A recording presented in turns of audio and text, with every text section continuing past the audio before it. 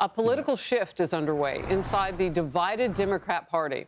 A new Gallup poll shows 66% of Democrats now view socialism favorably. Only 42% say they have a positive view of capitalism.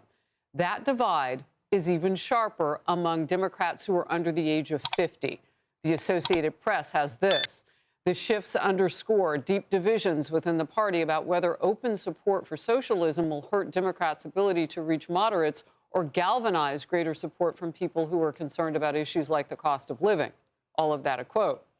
Here is reaction from some high-profile Democrats. I think that what it's about is the corruption and the rigging of the economy by the wealthiest few. I literally was in a former communist nation. And I asked that. I said, some people in my party, some of the lefties are talking about socialism now. What do you think? He's like, that's the worst thing ever. You're going to need a reality check if you ever adopt any of those things. You know, like you are morons. These systems are not working for the majority of Americans anymore. This world that we've inherited is not sustainable to human life, and there has to be a better way of doing things. Did you hear the Democrat senator from Pennsylvania, Fetterman, call people in his own party lefties? I mean, he does not like where it's going. Power panel now, Jeremy Hunt, Veterans on Duty chairman, former Army intelligence captain, and Julian Epstein, former chief counsel for the House Judiciary Committee. Great to see you both, gentlemen. Julian, can your party win now, since people say in majority that they like socialism? Can they win with Imam Dani or an Omar Fatah in Minneapolis as mayor? Not if they keep going far left, because it's not where the American people are. Socialism is a form of civilizational suicide, Harris. As Margaret Thatcher said, the problem with socialism is soon you start running out of other people's money. This idea, socialism, is being promoted by the academic left and the activists, tolerated by the party officials, mostly because these folks inside the Democratic Party have never built anything. And so what they do is they preach resentment of the Western free market democratic system. Meanwhile, they bathe in its riches.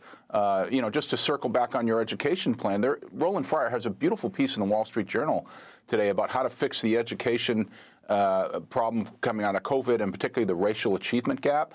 But the Democrats don't do anything because they're beholden to the teachers' unions. And so rather than building and fixing things, and Roland Fryer lays out this piece beautifully in the Wall Street Journal this morning, but rather than fixing them, the Democrats are so bent on complaining about what they see as an oppressive Western free market system. And this is an illusion. Wow. The free market system of the West has liberated more people and lifted billions of people out of poverty more than any system ever, but all the left knows how to do is complain. Well, and that complaining keeps them right where they are, and it keeps all of us stuck if we choose to follow their way of thinking. But I'm excited about the future, and that is not the party you just described in Democrats. Jeremy. That's right. I mean, I think for those of us on the right, it's going to be really important that we teach the truth, right? And teach the truth of American exceptionalism and how our way of life is actually leading to lifting people out of poverty.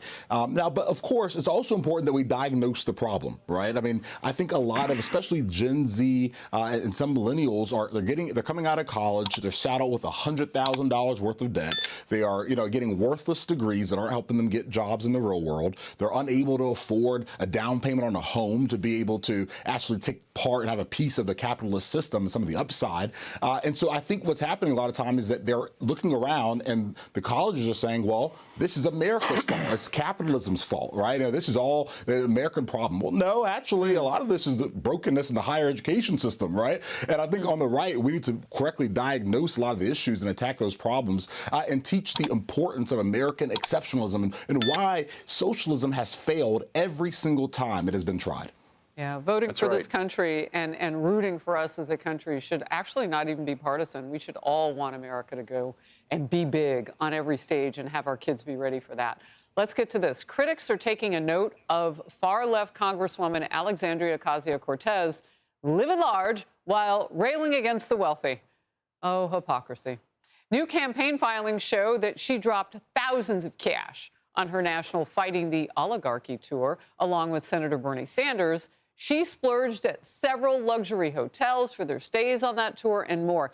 And this news after she was spotted flying first class to a Las Vegas town hall back in April, and even used a private jet on the tour. All that travel is estimated to have cost hundreds of thousands of dollars. But while they were enjoying the high life, here's what she was telling voters.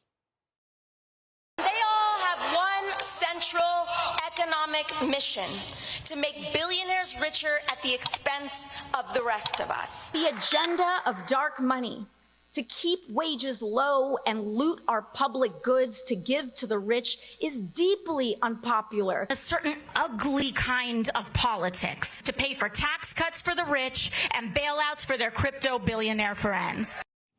Well, I'm glad the camera caught her reading most of that because, I mean, Julian, she certainly doesn't live what she's saying. And hey, if it's her cash, that's fine.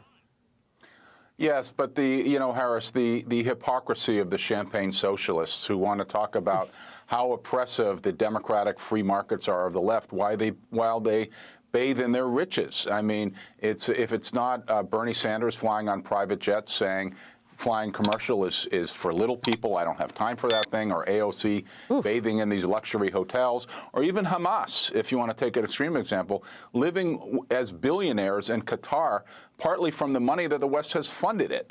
So the hypocrisy of the champagne socialists on the left is part of why I think most Americans reject this, and why I think this is a siren call for Democrats to go down this road. It's ultimately a very, very hollow ideology that collapses when you see these kind of contradictions. You just went so hard for your own party. Talking about the Hamas cash that they've given them. Wow. I'm hoping to correct the party because it's on a suicide mission right now. Well, it sounds like you're going to try, but my goodness, you're setting them up for a whole lot of truth, and I love that. Jeremy? Yeah, I mostly agree with what he said. I mean, I think that's exactly right. I mean, when you look at someone like AOC, the problem isn't so much when you have rich politicians. I mean, rich people get elected to office. There's nothing wrong with liking nice things. True. The problem is that when you make your money in office, when you campaign saying that you're this working class person, and then all of a sudden you're worth multiple millions of dollars with a career in D.C., that is the problem. And so I think it's very important that when people see this hypocrisy, that we call it out and we say that, look, here in America, we're going to have some accountability. Yeah. You don't get to make a career out of this and then also reap the benefits of being rich. That's why it works for Trump, because he doesn't say he's anything other than what he is. He is awesome. Exactly. He is authentic and wants to help Americans rise too. Great to see you both, gentlemen.